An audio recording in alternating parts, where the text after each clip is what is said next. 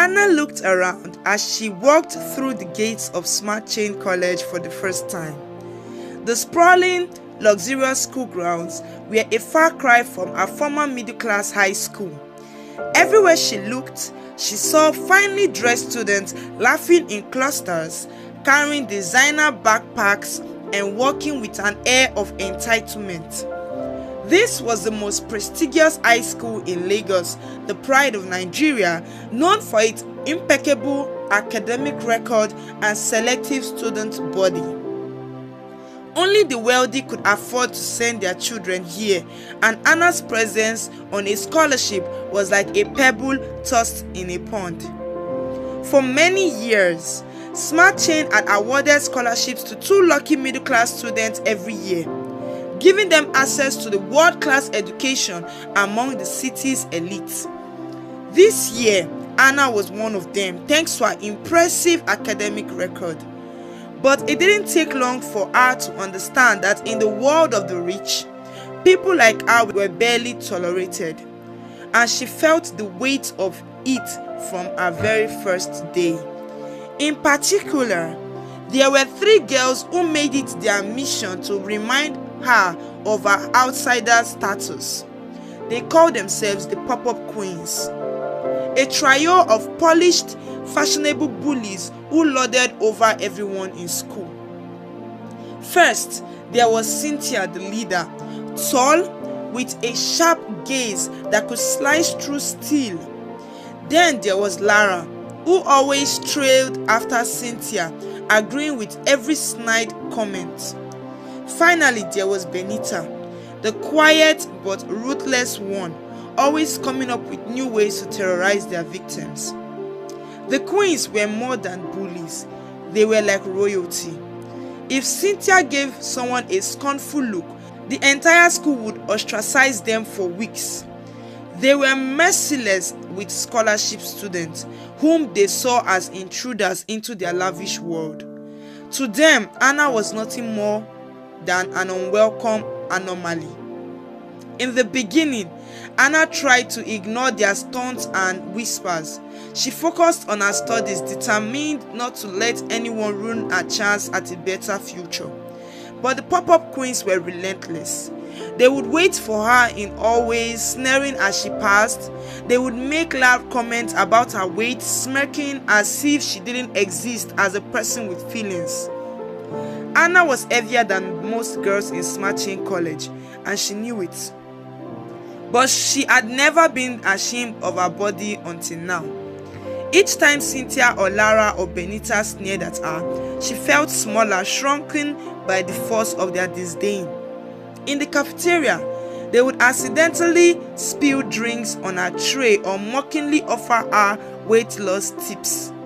Even in the bathrooms, they would ambush her, cornering her with insults and laughter.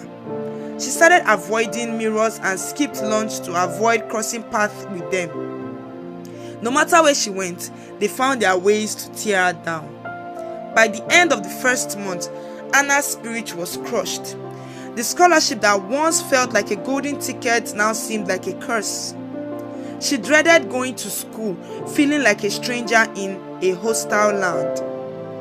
The passion and excitement she had once felt for learning were replaced by anxiety and dread. Her grades began to slip, her confidence shattered.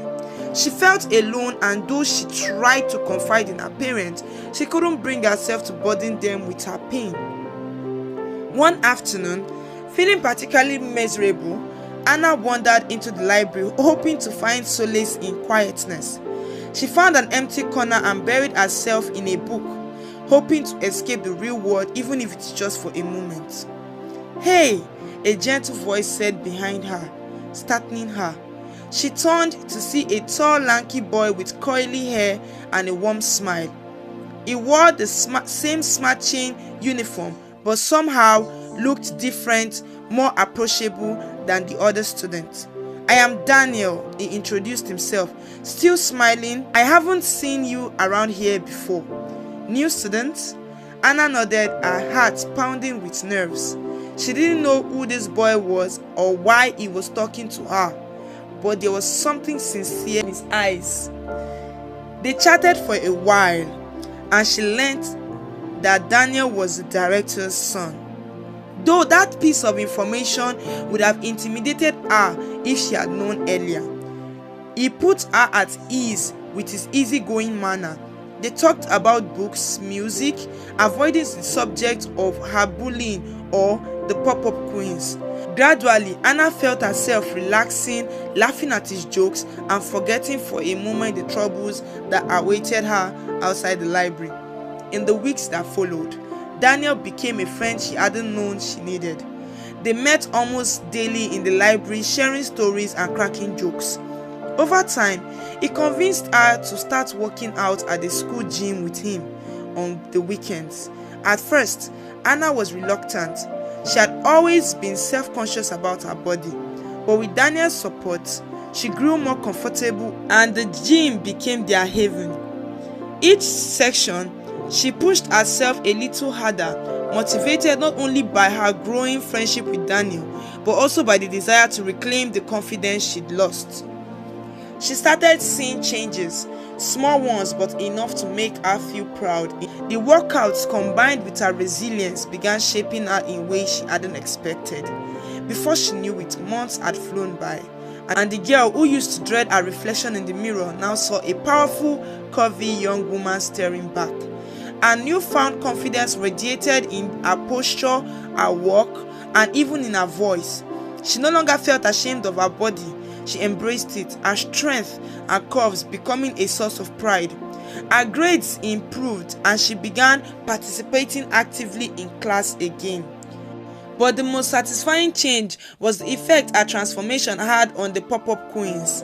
They no longer saw her as an easy target.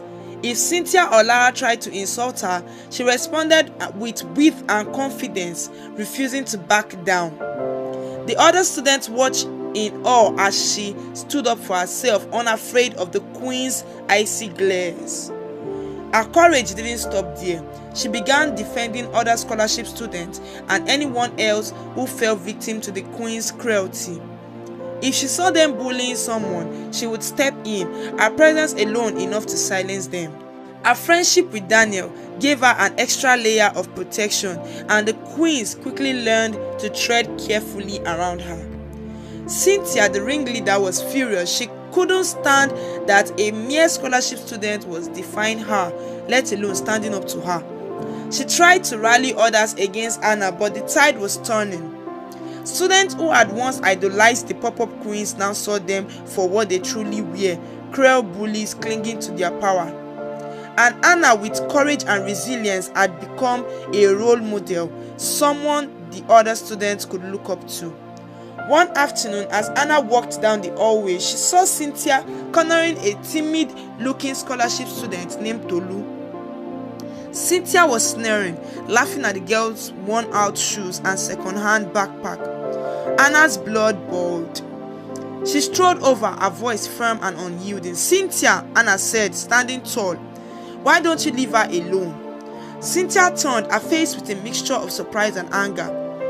"What is it to you, Anna?" she sneered. "Or are you trying to be some kind of hero now?" Anna didn't flinch.